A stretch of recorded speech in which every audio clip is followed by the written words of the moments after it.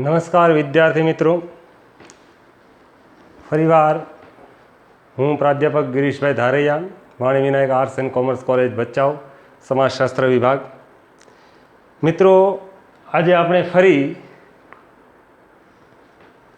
CSO 306 ભારતના આદિવાસીઓ પેપરની થોડીક ચર્ચા કરીશું. અહીંયા પહેલાં આમ તો આપણે આ ભારતના આદિવાસીઓનો આ પ્રથમ વિડીયો આપણે બનાવી રહ્યા છીએ અભ્યાસક્રમનો, પરંતુ આના પહેલાં ગ્રુપની અંદર આપણે SYBAના ગ્રુપની અંદર આપણે સૌ પ્રથમ સામાજિક માનવશાસ્ત્રનો અર્થ, એનું વિષય વસ્તુની જે કાંઈ લખાણ હતું, જે પ્રશ્ન હતો તે આપને લખવા માટે આપેલો અને મુદ્દાઓની એની અંદર ચર્ચા કરેલી.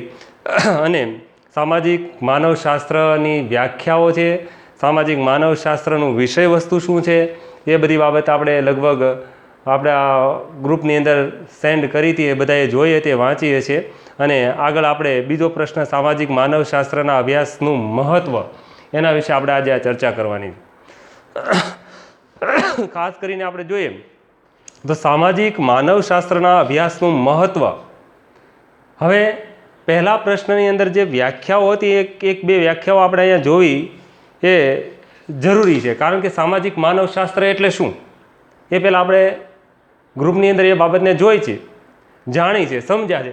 આમ છતાં આપણે 2 થી 3 વ્યાખ્યાઓ આપણે અહીંયા એનો ખાલી અર્થ જોઈ લઈએ એટલે આપણે સામાજિક માનવશાસ્ત્રના અભ્યાસના મહત્ત્વની ચર્ચા કરવા જઈએ એટલે આપણે ખ્યાલ આવે. જોકે બધા વિદ્યાર્થીઓએ ગ્રુપની અંદર આ બાબતની વાંચન કર્યું હશે, અથવા તો અમુક વિદ્યાર્થીએ ન પણ કર્યું હોય, તો આપણે એની વ્યાખ્યાઓ જોઈ લઈએ. કે ચાર્લ્સ વિનિક એવું કહે છે કે સમાજના પ્રકારો અને સંસ્થાઓનો પદ્ધતિસર તથા તુલનાત્મક અભ્યાસ કરવાના દ્રષ્ટિબિંદુથી થતો સામાજિક વર્તનનો અભ્યાસ એટલે સામાજિક માનવશાસ્ત્ર. હવે અહીંયા એક બાબત સ્પષ્ટ થઈ છે. તમે Charles Vinick, doctor Charles Vinick એ બાબત સમજાવે છે, સમાજના પ્રકારો. જો આપણે માનવશાસ્ત્રના અભ્યાસનું મહત્ત્વ જોવું છે આપણે અહીંયા, એટલા માટે આપણે એની વ્યાખ્યાઓ 2 જોઈ છે, 2 કે 3, કે સમાજના પ્રકારો અને સંસ્થાઓનો પદ્ધતિસરનો તુલનાત્મક અભ્યાસ કરવા માટે. સંસ્થાઓ એટલે સામાજિક સંસ્થાઓ તમે જાણો છો, શિક્ષણ છે, કુટુંબ છે, લગ્ન છે, ધર્મ છે, આ બધાયનો. આ ઉપરાંત સમાજના પ્રકારો, જેટલા સમાજ છે વિવિધ પ્રકારના, આદિમ સમાજ છે, ગ્રામીણ સમાજ છે, નગર સમાજ છે, જે કાંઈ છે તેનો અભ્યાસ કરવાના, તુલનાત્મક અભ્યાસ કરવાના દ્રષ્ટિબિંદુથી થતો સામાજિક વર્તનનો અભ્યાસ એટલે સામાજિક માનવશાસ્ત્ર.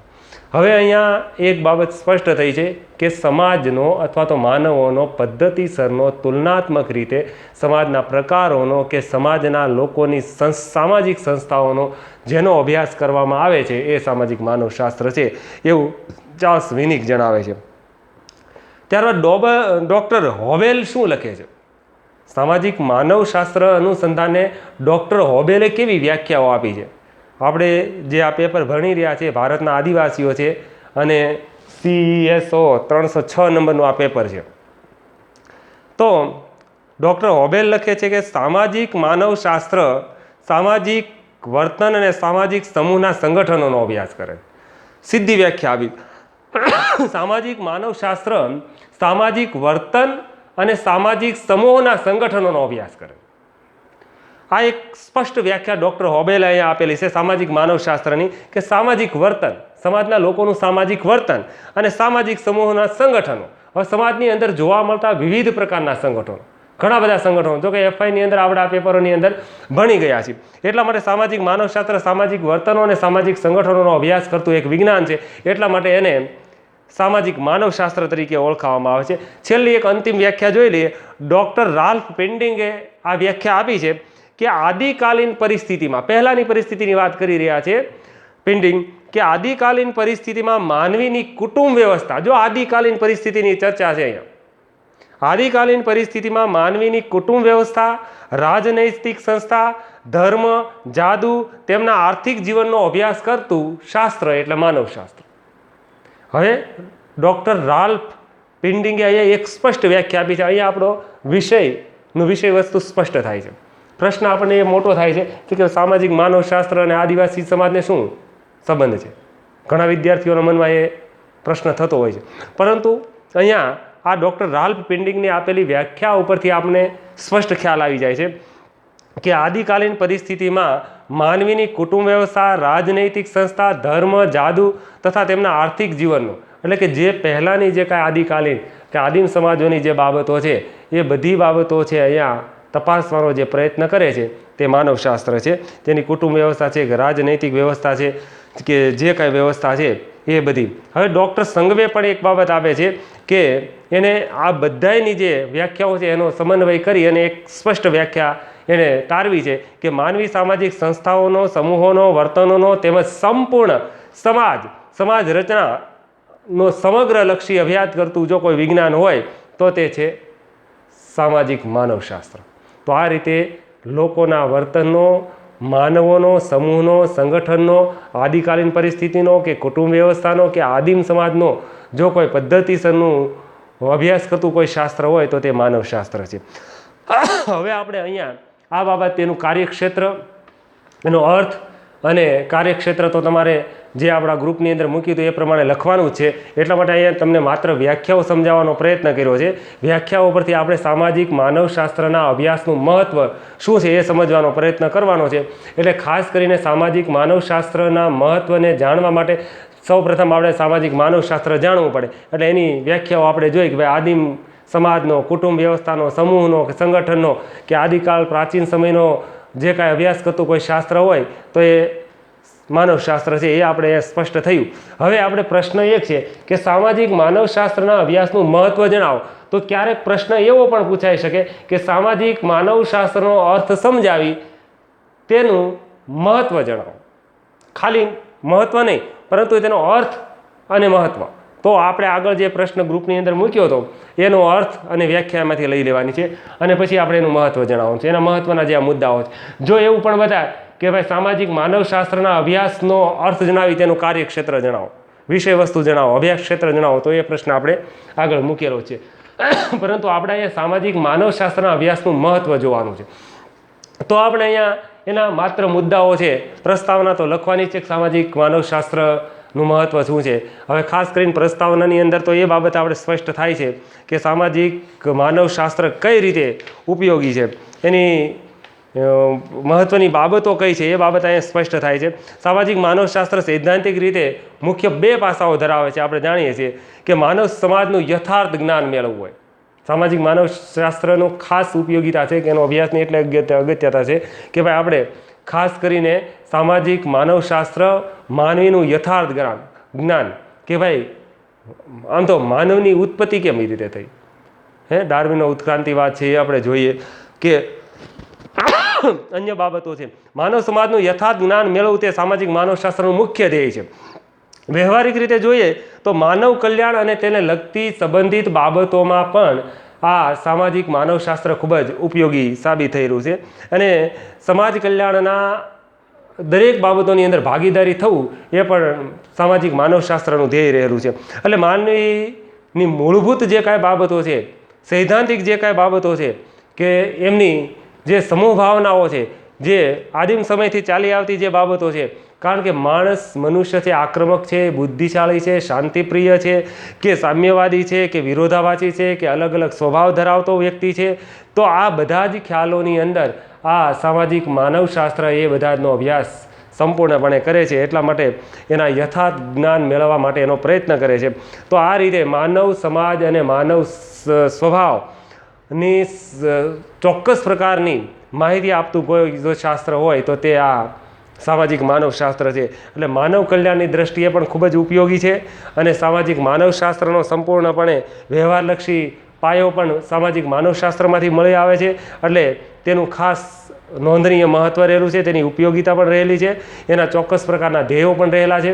એટલા માટે આપણે પ્રસ્તાવનાની અંદર વિષય અનુસંધાને વિગતે આ બધી બાબતો નોંધવાની હોય છે અને સંપૂર્ણપણે આ વિષય વસ્તુને જોઈ અને આપણે એની પ્રસ્તાવના એક પેજની ઓછામાં ઓછી લખવાની છે. કારણ કે અહીંયા એ બાબત સ્પષ્ટ થાય છે કે આપણે સામાજિક માનવશાસ્ત્રનો 20 ગુણનો પ્રશ્ન લખી રહ્યા છીએ. તો આપણે સૌપ્રથમ અહીંયા એમના ઉપયોગિતા જે છે અથવા તો તેનું મહત્ત્વ જે છે એને સમજવાનો પ્રયત્ન કરીશું. તો ભાઈ સામાજિક માનવશાસ્ત્રના અભ્યાસનું મહત્ત્વ શું છે? પહેલી બાબત એ છે કે ભાઈ સામાજિક માનવ સમાજ અંગેનું યથાર્થ જ્ઞાન પૂરું પાડે. સામાજિક માનવશાસ્ત્ર છે એ માનવ સમાજ અંગેનું યથાર્થ જ્ઞાન પૂરું પાડે. માનવ સમાજ અંગેનું તો પ્રથમ તો ભાઈ માનવ સમાજની રચના ક્યારે થઈ, માનવ સમાજની ઉત્પત્તિ ક્યારે થઈ, માણસ સમૂહમાં જીવતા ક્યારે શીખ્યો.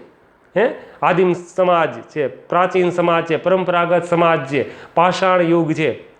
તો એમની અંદર આ માનવશાસ્ત્ર છે, સામાજિક માનવશાસ્ત્ર આ બધા અભ્યાસો કરે છે, અથવા તો આ અભ્યાસો ઉપરથી એ બાબત અહીંયા સ્પષ્ટ કરે છે કે સામાજિક માનવશાસ્ત્ર તુલનાત્મક અભ્યાસ કરે છે કે ભાઈ પ્રાચીન સમયનો સમાજ, અત્યારનો સમાજ, આધુનિક સમયનો સમાજ, આ બધી જે કાંઈ બાબતો છે એનો તુલનાત્મક અભ્યાસ કરવા માટે આ સામાજિક માનવશાસ્ત્ર ખૂબ જ ઉપયોગી છે.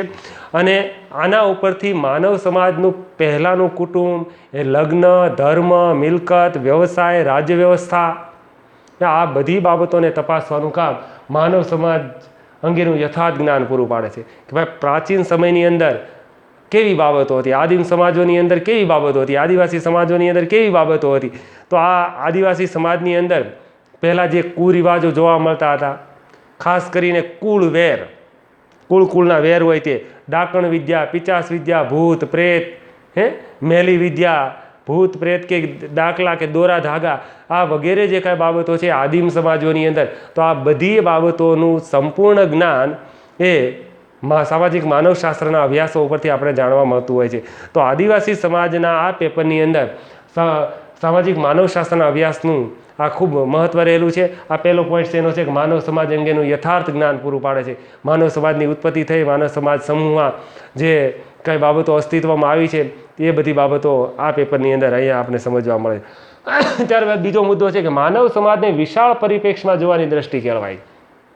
યાદ રાખજો, માનવ સમાજને વિશાળ, જો ખાસ અહીંયા પોઈન્ટ્સ બે બંને સાથે મળેલા જ છે, આમ તો ખાસ કરીને બંને સરખા જ દેખાય છે આ પોઈન્ટ. તો કે માનવ સમાજને વિશાળ પરિપ્રેક્ષમાં જોવાની દ્રષ્ટિ કેળવાય.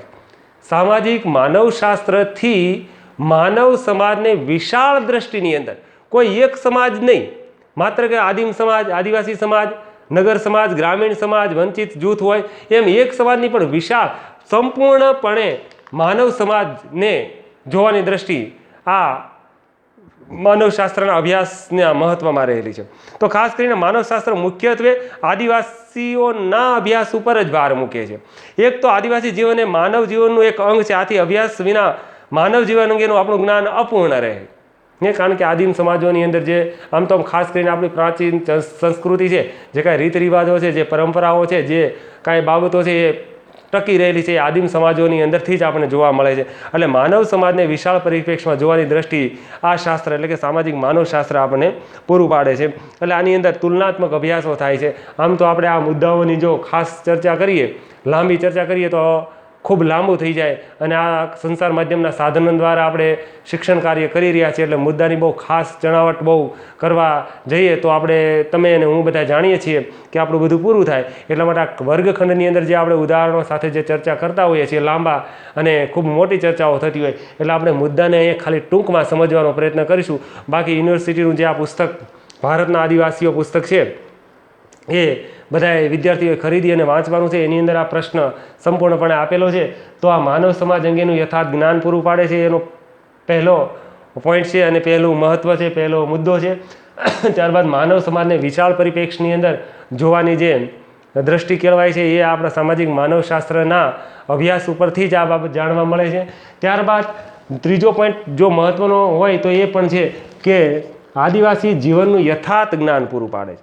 આપણા મનની અંદર આમ તો આદિવાસી શબ્દ જ્યારે આવે ત્યારે આપણા મનની અંદર ઘણા બધા શંકાઓ, પ્રશ્નો, સમસ્યાઓ અને એક ચિત્ર ખડું થાય કે શું છે. પરંતુ ખરેખર આદિવાસી જીવનનું યથાર્થ જ્ઞાન પૂરું પાડવા માટે સામાજિક માનવશાસ્ત્ર મહત્ત્વની ભૂમિકા ભજવે છે. આદિમ સમાજ આજે ઘણો આગળ આવ્યો છે, એની અંદર ધરખમ પરિવર્તન આવ્યું છે, આપણે બધા જાણીએ છીએ.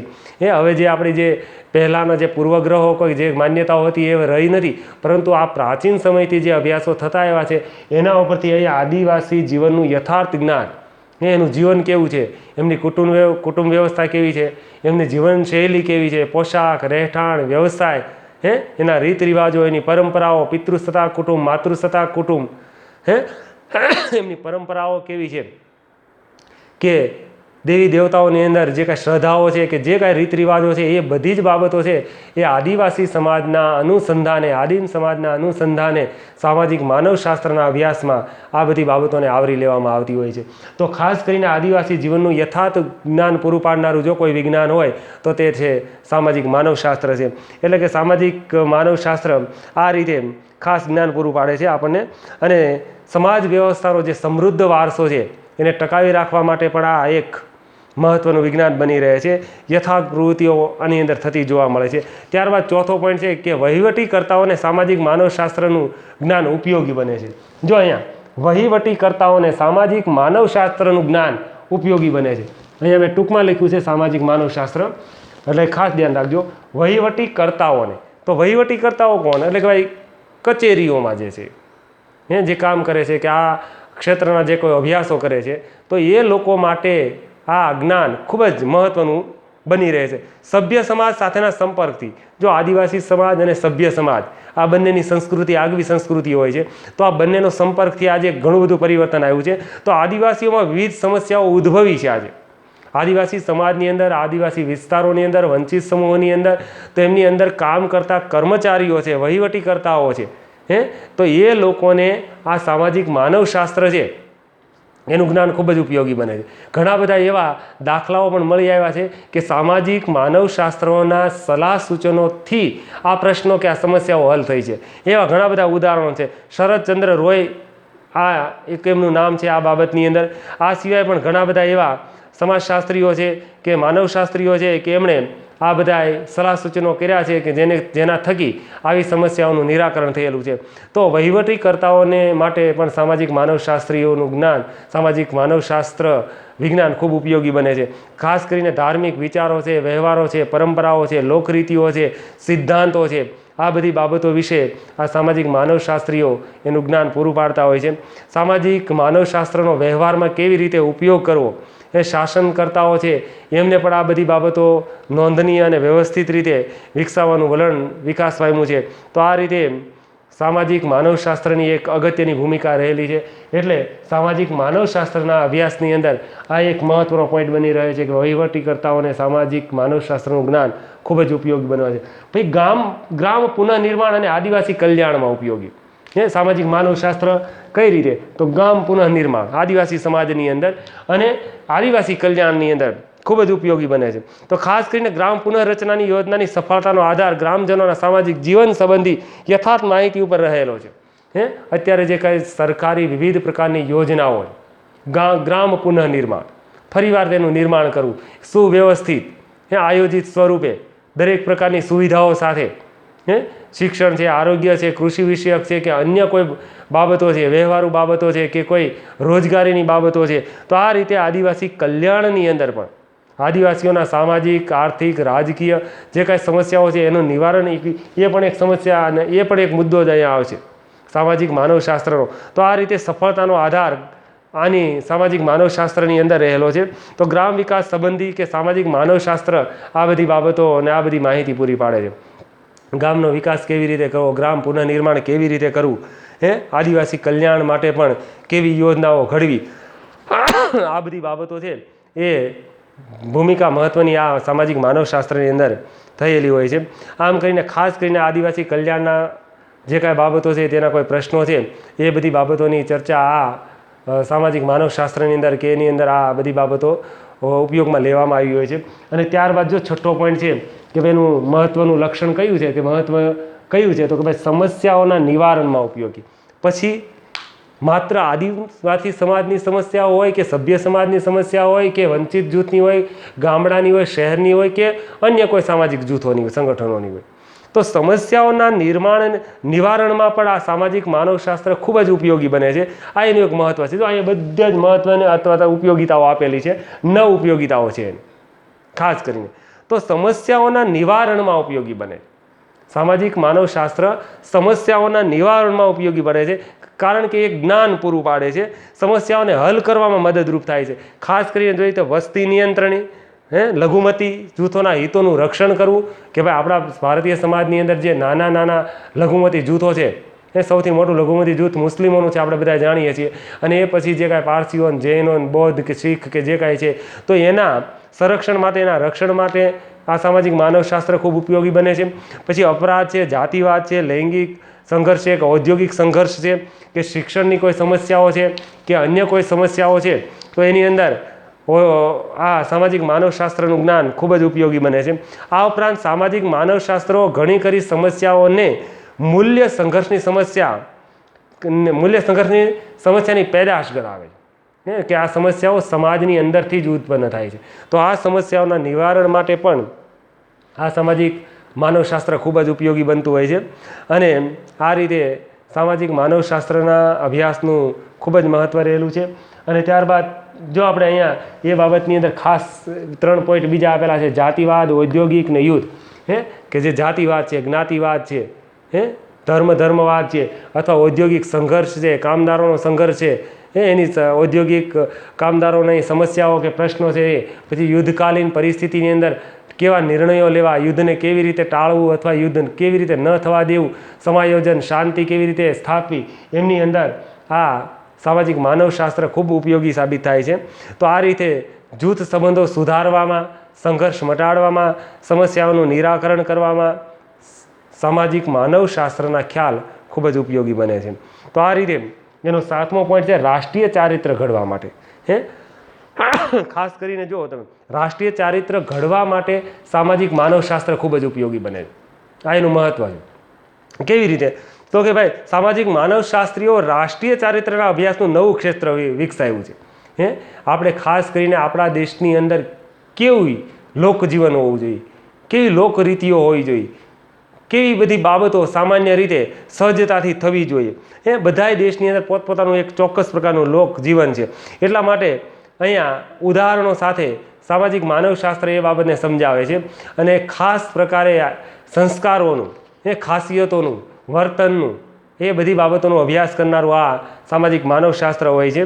તો આ રીતે આપણે ભારત દેશના લોકોના અન્ય દેશ સાથેના કેવા સંબંધો છે, વર્તન વ્યવહારના કેવા સંબંધો છે, એના ચારિત્રને લગતા અત્યારે અભ્યાસો થઈ રહ્યા છે. એ વિશ્વભરની અંદર આપણે જો વાત કરીએ તો ભારત દેશ શાંતિપ્રિય દેશ. આપણે બધા જાણીએ છીએ અત્યારે જે મહાબીમારી ચાલી રહી છે કોરોના વાયરસની, એમની અંદર પણ ભારત દેશનું કેટલું યોગદાન રહેલું છે મેડિકલ ક્ષેત્રે.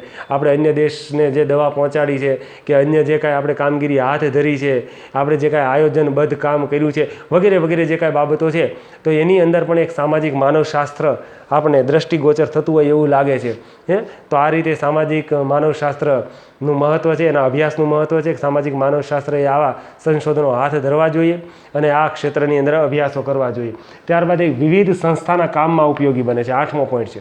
8મું એનું મહત્ત્વ છે કે વિવિધ સંસ્થાઓના કામમાં, એ બિન સરકારી સંસ્થાઓ, સ્વૈચ્છિક સંસ્થાઓ, સરકારી સંસ્થાઓ, સામાજિક સંસ્થાઓ હોય, આર્થિક સંસ્થાઓ હોય, ખગોળશાસ્ત્રીય સંસ્થાઓ હોય, કે અન્ય કોઈ સામાજિક સંસ્થાઓ હોય, તો એના કામની અંદર આ સામાજિક માનવશાસ્ત્રના અભ્યાસનું મહત્ત્વ ખૂબ જ ઉપયોગી બનતું હોય છે. તો તેના દ્વારા ચોક્કસ પ્રકારના નિર્ણયો લઈ શકાય છે, ચોક્કસ પ્રકારની માહિતીનું આદાન પ્રદાન કરી શકાય છે, ચોક્કસ પ્રકારની સમસ્યાઓનું નિવારણ કરી શકાય છે, હલ કાઢી શકાય છે. કે કોઈ કુટુંબ છે, જ્ઞાતિ છે, ધર્મ છે, ગામ છે, શહેર છે, રાજ્ય છે, કે કોઈ મહોલ્લો છે, કે વંચિત જૂથ છે, પછાત વર્ગ છે, કે જે કોઈ પ્રશ્ન છે, તો એમની વિવિધ સંસ્થાના કામની અંદર પણ ઉપયોગી બને છે. તો આ રીતે આ એક પણ મહત્ત્વની પોઈન્ટ્સ બની રહે છે. અને અંતિમ 9મો પોઈન્ટ એમનો છે કે સામાજિક વિજ્ઞાનોને મદદરૂપ. સામાજિક વિજ્ઞાનોને મદદરૂપ થાય. તો સામાજિક વિજ્ઞાનો, સમાજને સ્પર્શતા દરેક શાસ્ત્રો જે સામાજિક વિજ્ઞાનો છે, તો આ રીતે સામાજિક માનવશાસ્ત્ર જૈવિક, શારીરિક, મનોવૈજ્ઞાનિક, સમાજશાસ્ત્રીય, અર્થશાસ્ત્રીય, લગભગ સર્વાંગી દ્રષ્ટિકોણથી સામાજિક જીવનનો અભ્યાસ કરે છે. સમાજ જીવનના દરેક પાસાઓનો અભ્યાસ કરે. એટલે કે સમાજ સાથે સંકળાયેલા દરેક વિજ્ઞાનને આ સામાજિક માનવશાસ્ત્ર ખૂબ જ ઉપયોગી થાય છે. એના અભ્યાસનું મહત્ત્વ ઉપયોગમાં આવે છે. તો વિભિન્ન ક્ષેત્રની અંદર થતા અભ્યાસો સાથે સંકળાઈને સામાજિક માનવશાસ્ત્ર તેમનું યોગદાન આપે છે. તો તો સામાજિક માનવશાસ્ત્રની અંદર આ એક મહત્ત્વની બાબત છે. સામાજિક સંસ્થાઓની રચના છે, મનોવિજ્ઞાન છે, વ્યક્તિત્વ વિકાસ છે, એ કાયદાશાસ્ત્ર, રાજ્યશાસ્ત્ર, અર્થશાસ્ત્ર, ન્યાયશાસ્ત્ર, આ બધા જ વિજ્ઞાનો સાથે સંકળાય, સામાજિક સમાજની અંદર કામ કરતી જેટલી જે શાખાઓ છે એમની સાથે સંકળાય અને આ સામાજિક માનવશાસ્ત્ર આ રીતે અભ્યાસ કરતું હોય, તેની ઉપયોગિતા રહેલી છે, તેનું મહત્ત્વ રહેલું છે. તો અહીંયા આપણે સામાજિક માનવશાસ્ત્રના અભ્યાસનું મહત્ત્વ સમજવાનો પ્રયત્ન ઔપચારિક ધોરણે કર્યો છે. આ વિડીયોના માધ્યમથી અહીંયા આપણે એવી કોઈ ખાસ એવી ગહન ચર્ચા નથી કરી, બરાબર. જો મારાથી કોઈ ક્ષતિ રહી જવા પામી હોય, કોઈ ભૂલ થઈ હોય, તો આ પુસ્તકની અંદર આપેલી માહિતી છે. કારણ કે આ તો આપણે અત્યારે વિડીયો બનાવી રહ્યા છીએ અને અત્યારે જે સંજોગો અને પરિસ્થિતિના અનુસંધાને આપણે પ્રત્યક્ષ વર્ગખંડ નથી લઈ શકતા, એના માટે આપણે આ વિડીયોના માધ્યમ દ્વારા અભ્યાસ કરી રહ્યા છીએ. એટલે મારાથી પણ કદાચ આવી કોઈ ક્ષતિ રહી જતી હોય, ભૂલ રહી જતી હોય તો મને ક્ષમા કરજો. અને પુસ્તકની અંદર આપેલી દરેક બાબતો છે એ તમે નોંધ લેજો.